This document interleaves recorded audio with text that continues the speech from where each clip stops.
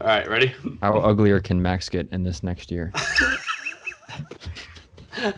They had a ring to Max's That's neck. that's the cold open.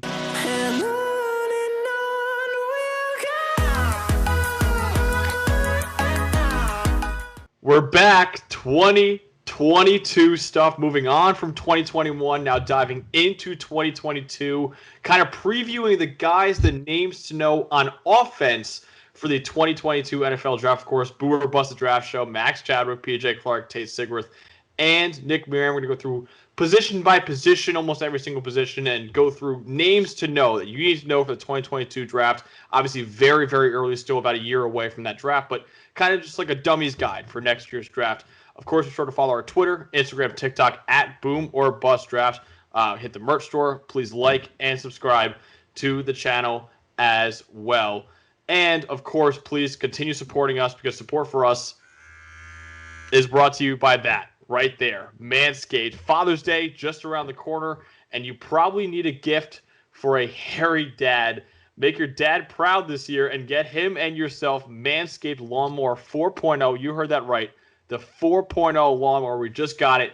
20% off and free shipping with the code BOOMERBUST. That's BOOMERBUST, all caps, no spaces, at Manscaped.com. Manscaped is the only men's brand dedicated to below-the-waist grooming and just launched, like I just mentioned, their Lawnmower 4.0. So again, 20% off with free shipping at Manscaped.com. Use the promo code BOOMERBUST. That's BOOMERBUST, all caps, no spaces. Don't forget that you came from your dad's balls this year. Show your original home some love with Manscaped. These are elite. They are elite. These are fantastic. Manscaped is the best. They re-upped with us too, which is huge news. Just stop the video. We're not topping this. We should have stopped the video. But I don't know if I did the intro at all for us, but I'm Max Chadwick. That's PJ Clark. That's Tate Sigworth. That's no, we covered this already. You got it. You got it. We remember how to do this. It's been a long couple weeks. 3 of us graduated. Another one of us is heading into our last year of college. So it's been a hectic couple weeks. That's why I kind of had some time off. But we're home now. We're home in our parents' basements, which are very exciting. But here we are. So let's start off with the 2022 with the guys, obviously, that everyone wants to talk about, and that is the quarterback. So, PJ, you've got a guy that you're kind of falling in love with in this quarterback class. Yeah, so listen, first and foremost, this quarterback class is not good. There's a lot of them that are like, okay. Okay, so you want to go back to last year? Remember those guys? Nobody was like unbelievable. Yeah, nobody even okay, touches... but it doesn't mean this class isn't going to be good. No, it does. Nobody is elite here. So here we go. Don't listen. The Trey Lance of this year, who I was right about last year, saying that he would go over Justin Fields in the summer, is Malik Willis from Liberty. He's your best dual threat quarterback in the class, the closest thing to Lamar Jackson since, well, Lamar Jackson came out at Liberty last year, first year as a starter, an Auburn transfer.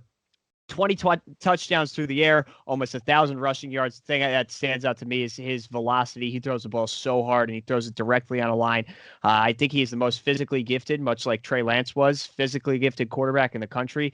If you're looking at Heisman odds, I think he's a good pick because Liberty should go undefeated. They're not going to win a national title, but Liberty goes undefeated. He keeps putting up 1,000-yard rushing seasons. I think we're talking about a pretty clear first-round pick with the way the NFL is going. These physical tools are going to be enough to make Malik Willis a name to know. All right, we're saving the best two for last, I guess, because we're talking Matt Corral now, Ole Miss's quarterback. I've been a big Matt Corral stan for a long time now. The people know. But here we go, talking about it on camera now. Get it on the record. His movement ability, extending plays. He's a big-time player. That's like the big thing right now. That got him the big hype in this most recent season, 2020. He played very well versus Florida and Alabama, 760 yards, 7 touchdowns on 70% complete passing. Has a cannon, just a huge arm, which I think you maybe don't expect when you come up against him. But obviously the big knock is consistency. He threw 6 interceptions versus Arkansas this year, 8 interceptions in the span of 2 weeks. And then he came out in the next 2 weeks and had 10 touchdowns, no interceptions, 85% completions. So, who is he going to be down to down, week to week? That still remains to be seen, but he has the tools. He has the flashes. It's just putting the whole, puzzle together for me. I'll push back on the bad QB class. I think it's a below average to above average potential QB class. We'll see. I think there's 12-ish guys who could go in the first round. Is below average not bad?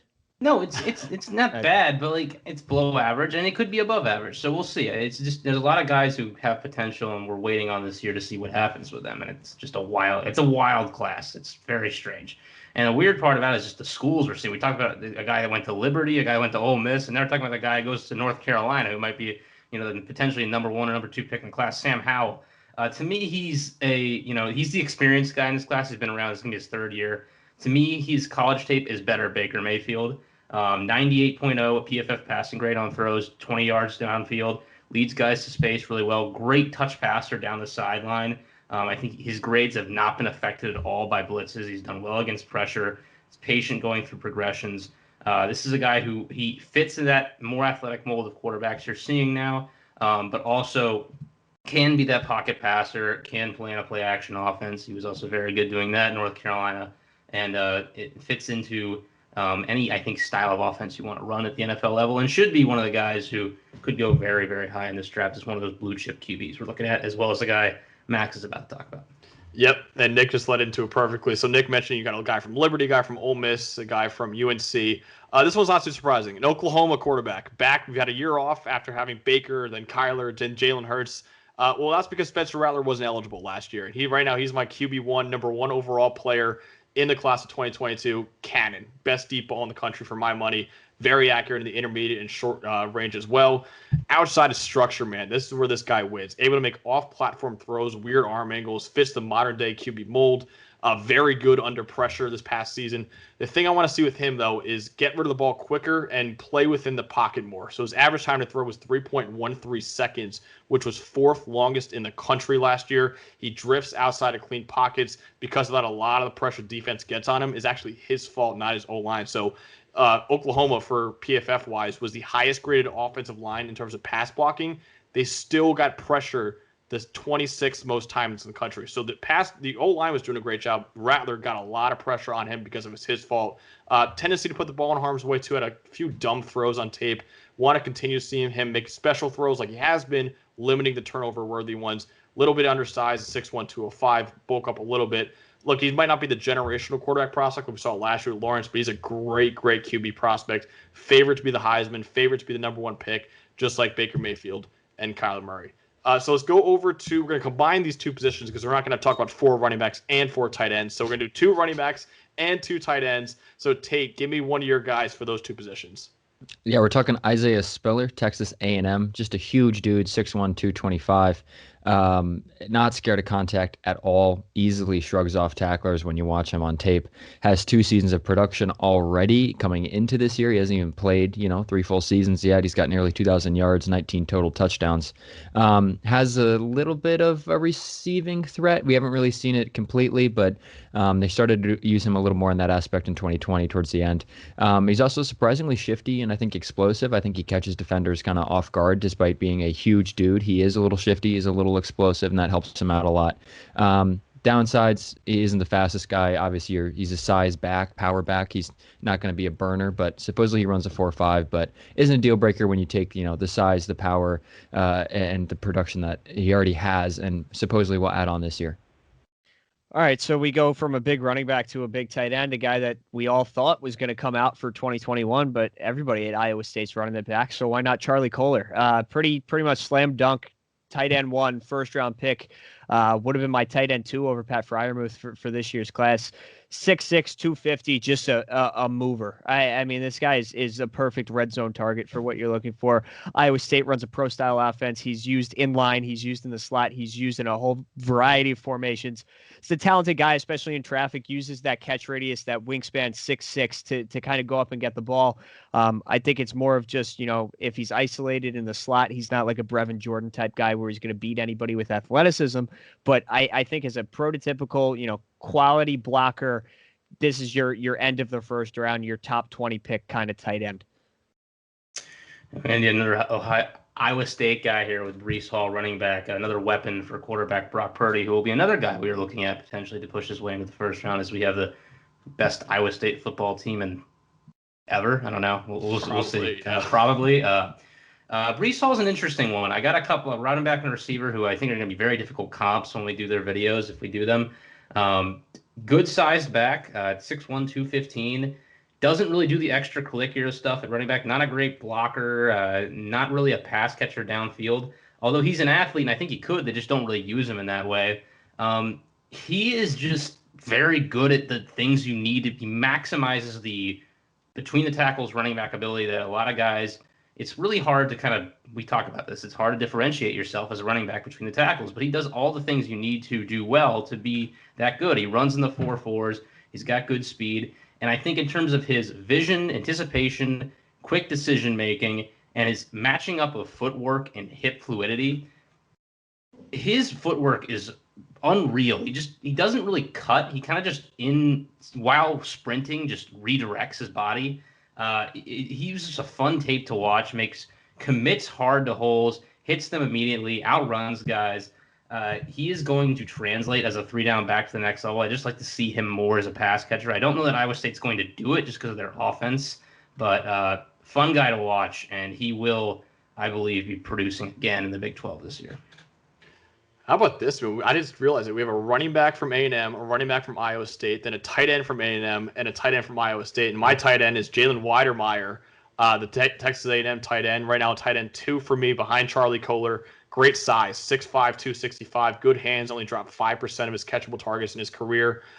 Played 80% of his snaps inline in 2019, only played 53% this year. So played much more in the slot, showed he could win anywhere. Reliable receiver, led the Aggies in receptions last year. Really improved as a run blocker this year as well.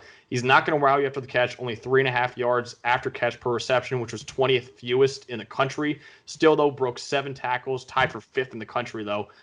So bowling ball of a receiver. Not much of a downfield receiver. Average depth of target was like 9 yards or so. But he's as reliable as it gets at tight end. He was Kellen Mond's favorite target. Should be for whoever A&M's next quarterback is. He's not a downfield threat. Won't get you many yards after the catch, but he's a chain mover who can be a security blanket for a quarterback. Let's go over to this receiver class, which is a very interesting receiver class. There isn't a Jerry Jeudy, Jamar Chase going into the year that we've had in years past. But Nick, talk about a guy that you're looking out for at this receiver class.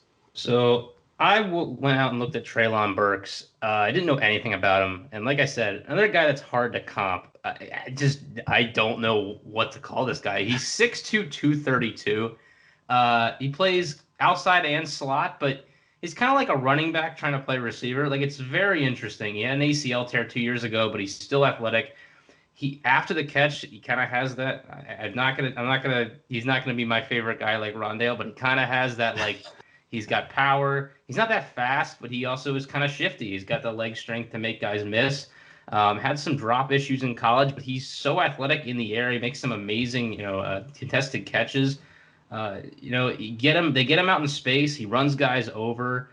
He's not a fantastic route runner, but as maybe a gadget slot guy with the ability to kind of improve his route tree this year, play more of a possession way in the red zone. He's almost like a mini tight end. It's really strange. I just don't know how to really describe this guy, but he's very intriguing just because we see different things on offense give teams advantages in the NFL, and this guy is absolutely different. I mean, you just don't see 230-pound receivers with low pad level because he's not tall. He's 6'2", like he's tall, but he's not like DK Metcalf's 230, but he's 6'4". It's like it's just he looks like a running back playing receiver, and it works. It works.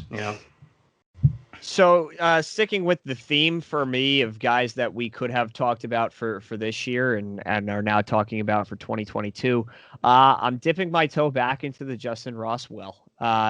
3 years ago at this point, he was the best freshman in the country, had one of the best all-time freshman seasons with Trevor Lawrence. Everybody thought they were a dynamic duo for years to come, going to be the next dynasty. Didn't work out. His sophomore year, down year, T. Higgins kind of emerged as the primary target there and took away a lot of his opportunities. And then Amari Rodgers had a bit of a breakout, started getting more and more run. And then his junior year missed the entire year with spine surgery. Nobody knew if he was going to play again. You want to go back to the second all-time video on this channel was, oh my God, Justin Ross is not playing football anymore. No Nick Merriam. What do we do? No Nick Merriam. No Tate Sigworth. That was just unavailable. Really? Tate, that was Tate's our 20 subscribers. Yeah, that was Tate's 21st birthday, and Max and I were like, we got to do something. So, Justin Ross, listen, I don't know what it's going to be, but I can tell you that even as far as his sophomore year, which was not his freshman year by any means, Justin Ross was still one of the best wide receivers in the country. And if this guy comes back at full health, which they cleared him, so they expect him to be to some extent, I think you're looking at still a first-round pick. If he had a first-round grade for me going into last year, even in that loaded wide receiver class, and then just didn't play. He's a great blocker. He gives you everything you want. He's a big dude, 6'3", 205 in the game. Him and DJ, I think, has the potential to be really something special. Yeah, sticking with the guys who should have been maybe in this year's draft class, but are in 2022's draft class, Chris Olave, the Ohio State. Remember him? Yeah. Thank you, Chris Olave, for should have declared. my draft board. I think could have sneaked into maybe the end of the first round, early second, and here he is. He's coming back to school. Ohio State's running it back. Exactly what they needed already in a loaded wide receiver class. Prepare for mass transfers. Anyways, route running so smooth. The outbreaking, sideline rhythm throws for Chris Olave with Justin Fields, like automatic. He just it doesn't even look like he's trying almost sometimes. The way he gets separation just so easily. Clearly like very smart and understanding the little technical things he needs to do to gain an advantage over his opponent. Contributed on special teams his freshman year. High football IQ guy. The downsides, yak. He had a 23.7 yak yard percentage. It's a stat I'm making up, percentage of yards that are coming from yak, and then an 18.3 in 2019. The class average was like 40% usually, so he's way below in terms of yak production. Physicality, sometimes he gets eaten up. He's only 6 foot 185. If a DB is going to get his hands on him at the catch point, if he doesn't have a lot of separation, I think maybe he struggles, but I think he's a dog. I think the world of him. I think he's awesome. I think he's going to be a first round pick. He might not be just because of the size concerns, but I think he has to be a name to watch for this year. So we're going to stay in Columbus because my guy right now is Garrett Wilson, the Ohio State receiver. Right now, wide receiver 3 for me, top 20 grade, special route runner, a lot like Chris Olave. Smooth hips, cuts on a dime, made defenders look stupid on a number of plays. Good ball skills. He finds the football really well. Very good athlete, former 5-star recruit, pedigree. Played 73% of his snaps in the slot in 2020. Can win against man or zone coverage. Not great after the catch. Only 4.5 yards after the catch per reception. Only 6 broken tackles in 2020. It's kind of like eerily similar to Chris Olave in terms of their play styles. Not great in contested situations either. Caught just 3 of his 9 contested targets in 2020. A little bit on the smaller side too, like Chris Olave. 6 feet tall, 193. He gets open, though, which is very valuable in the NFL. It would be interesting to see if he's still behind Chris Olave this year or if he takes over as the alpha receiver. Whoever I think impresses the most in Columbus this year has probably the inside track at being wide receiver 1 in 2022. So let's finish it off with the offensive line. PJ, who's an offensive lineman that we should be watching out for? Yeah, so this is just a dart throw for me, but I'm going to bet on size and I'm going to bet on athleticism preseason here. And I'm going to bet on a guy that I know we're going to have a lot of tape from. Charles Cross from Mississippi State. Mississippi State had the most pass attempts in the country last year. Charles Cross had the 4th most pass blocking reps in the country last year. So redshirt sophomore, didn't really play at all his freshman year, and then came out and had a solid season for Mississippi State. Wasn't great, was a better run blocker than he was a pass blocker, which is not exactly what you want when you're having all of those reps. But I think those reps and the ability to get better as a second-year player, as a full-time starter now, is kind of where he's going to be. This is a guy that's going to get a lot of opportunities. As I said, Mike Leach is going to run an air raid as he always does, but betting on size, 6'5", 305. He's a mauler. He's able to move in the run game when they do run the ball. I just think with the amount of tape, his size, and his tendency to finish guys, I'm betting he's a first-round pick, almost a year out right now. Yeah, we're moving over to Iowa. Tyler Linderbaum, another guy who could have been in this past draft class, but has opted to return to school, I guess, and improve his draft stock, even though his Linderbaum stock was already very, very high. Mm-hmm. Only has 1 career sack allowed on 744 pass snaps. He has 2 penalties in his entire career, which is 1,500 snaps, basically. He plays with just a really nice low pad level snap to snap. That was the biggest thing that I noticed when I flipped on the tape. Just consistently low, getting great leverage against the offensive, defensives line. Year 2, baby. Experience, I guess, would be the cons. It's kind of a weird thing to say is a con when we're talking about these guys before the season has started. He's a converted DT. 2019 was his first season on the line. If he has an excellent 2021, then there will be no questions on this. It won't be even a talking point. But heading into the season, it is something to bring up. Also, he's only 289 pounds. So I got Evan Neal, the Alabama right tackle from last year, part of that great offensive line, and we've had some discussions about him. Outland Trophy winner Alex Leatherwood. Yeah, the left tackle. We've had some discussions that maybe we're not as high on Neal as people are initially because he's a bit of a projection. But if Alex Leatherwood can go in the first round, I'm pretty certain this guy can too. Mike Mayock, baby. He will, no matter how good he is. He'll take him no matter what. Massive right tackle, 6'7", 360. I think he has the movement skills to make it work. I think his footwork is pretty good. He at times can get beat laterally. He's a better run blocker than pass blocker at the moment, but that's why he had another year, see what he can do. He's big and he can move guys. When he punches dudes, when he engages them in the middle of a play, he just sends them to the turf. Like he's aggressive. It just knocks dudes down. Shouldering on down blocks, like goodbye. Like you're not gonna do. He's just gonna move you. Like you have no chance. But it'll be interesting to see what they do with him this year. If they move maybe to left tackle, maybe get him some more tape on either side of the line. They are moving him. They are moving left tackle, so I need to do better research. Clearly, but he has the measurables. He has some of that inspiring projectionable tape from last year. We just need to see it come together here. If it does, he could be a very high pick, I think, this year. But it's a projection. Yeah, Evan Neal is kind of like everyone's preseason top 5 overall talent in this class. I think I'm a little bit lower. I think we all are a little bit lower on him. The guy who I have as the number 1 tackle actually in this draft is Tate's guy, Thayer Munford, the Ohio State left tackle. Homer Tate. Top 10 grade. Whoa, he's talking about him. Let's not send this side shot. I'm a State fan, man. I'm the anti-Ohio State guy. Ridiculous. But I got to respect Thayer Munford because he's special. Top 10 grade for me. He's got the size you want. Actually, exactly the size you want. He's 6'6", 315. It's a perfect average for tackle. One of the best pass blockers in the country last year. Didn't allow a single sack or QB hit in 2020. Only 3 pressures on 248 snaps. He played defensive lines like Alabama, Clemson, Penn State, Michigan, and he still only allowed 3 pressures all year. Dominant run blocker this year, too, in his zone scheme. He can get on the move and find his man. Didn't have a single penalty in 2020 either. He's entering his 4th year as Ohio State starting left tackle. I think that matters a lot. It took a big jump, though, in 2020. Wasn't great as a pass blocker in 2019 or 2018. He allowed 5 sacks and 41 pressures in those 2 years. He's already a redshirt senior, but he's one of the best tackles in the country last year. He's so experienced, and should he keep improving, I think he's got a shot at being OT1, but guys like Evan Neal are definitely going to push him. So that's what we got on the offensive side of the ball. Stay tuned for our defensive breakdown coming soon, but of course, follow our Twitter, Instagram, TikTok, at Boom or Bust Draft. Hit their merch store as well to get some merch for you. Please like and subscribe to the channel. And please head to manscaped.com. Use the promo code BoomerBust. BoomerBust, all caps, no spaces, for 20% off and free shipping. So for PJ Clark, Tate Sigworth, and Nick Merriam, I'm Max Chadwick. Have a great night.